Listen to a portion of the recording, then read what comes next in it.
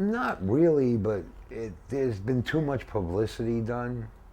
You know, I did like the National Geographic special and this and that. I got ID'd up on the Upper East Side one night by a retired cop that used to arrest me. You know, I mean, I'm sitting down in this bar and watching a Yankee game because I watch all the Yankee games. This summer. Yeah, it was last summer. And there's this big, heavy-set Puerto Rican guy sitting next to me, and we're enjoying the game and we're talking. But I'm noticing he's giving me these looks, you know, and it just wasn't right. You know, we're talking, and like in mid-sentence, he just looks at me and he goes, Dominick. And I said, no, my name is Ches. He says, don't bullshit me. He said, Dominick. He said, you don't remember me, do you? And I said, not really. He said, Louis. You don't remember Louis? I said, Louis the cop? Because at that time he was like, now he's 300 pounds. In those days, in the 70s, he was in shape. And so I said, Louis, is that you? And he said, yeah. He said, what the fuck are you doing in New York? I said, talking to you right now, you know. And what happened was he was a vice cop, and we had an after-hours club in the South Bronx, you know, big time after-hours club. And he was one of the cops that used to shake us down, you know, because they had like this deal. Like when we first opened it, you know, we had it for about 6 months, and it just became bigger and bigger and bigger and bigger and bigger. So after about 6 months, I'm in there, it's like 4 o'clock in the afternoon, 5 o'clock in the afternoon, and I'm doing the paperwork from the night before. And here come the suits. You know, they come walking in. And I mean, they didn't show their badges or nothing. But I said, what's up, guys? They said, Dominick. They said, what the hell of a business you got going? I said, yeah, it pays some rent. You know. They said, you know, we're here for donations. I said, what kind of donation? He says, you know, Police Athletic Club. He said, you know, the kids need baseball uniforms, they need bats, they need gloves, and stuff like that.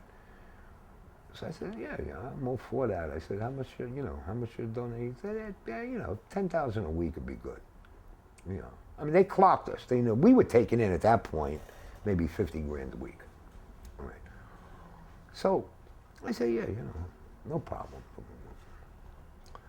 As the business grew and they clocked us, they'd come in and go, hey, guess what? It's football season. The kids need pads. They need footballs. They need good helmets. How much? By the time they were done with me, I was paying them 40 grand a week. You know, and this was Louis, was the head guy. He was the head of the, you know, the vice thing. So he like nailed me. And this was what? 7 months ago, 8 months ago? About 6 months ago. About 6 months ago. 2005. Yeah, this year. Yeah, last year. And it was just funny because I would have never recognized him in a million years. But it wasn't really funny, was it? No, it wasn't funny, but I'm saying ironic, maybe. Do you think he was on? Do you think it was just a happen chance, or did he know that? Oh no, it was a happen chance because I mean, I know his wife. You know, I mean, I've seen him afterward. You know, but you know, I mean, once a corrupt cop, you know, you don't know. You know, you can't trust that. You know, but it was just really funny. You know. No, well, he said to you, "What are you doing here? You shouldn't be here." Yeah, no, I said that already. He said, "What the fuck you doing in New York?" What about those? And if he wanted to, let's put it this way: if he wanted to, by this time, he could have caused me some problems. But I legitimately, you know, he was, you know, he did the right thing.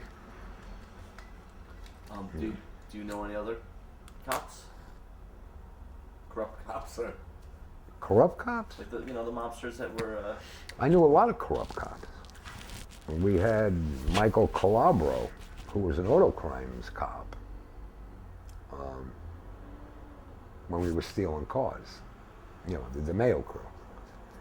And they got notion that he was going to go to the DA because he got a little scared of the DeMeo crew. And they shotgunned him right at a traffic stop in Jersey. So yeah, we dealt with him. But see, the Vice guys were different. They just knew the game. There was they weren't gonna. I mean, you had after hours. They'd let it go. What happened was one night I had a few of the Westies in there, and one of them got a little crazy and shot somebody, killed somebody in a joint, and that's when they got to close you down. But we had like almost a 2-year run. We took down over $4 million out of there. I mean, the bar was 126 feet. We had the disco floor with the lights. It was in a warehouse, and all you saw outside was Rolls's, Mercedes, all the overflow from Studio 54. That was the after-hours club to go to. Stevie Rebell used to come in there. What was the name of it? After Hours, OURS. And we had a hell of a run. But they'll let you run. But as soon as a murder happens, then homicide comes in, and you're gonna get closed down. Of course, out of like the 2,000 people that were in there that night, nobody saw nothing, so they were even more pissed off. Guy got whacked right on the disco floor. But we had the girls working out of there. We had everything going out of there. They really, and we didn't take nothing off the girls. We weren't pimps, but we had the girls there because they were a great draw. Annika used to be one of the main draws up there. Yeah.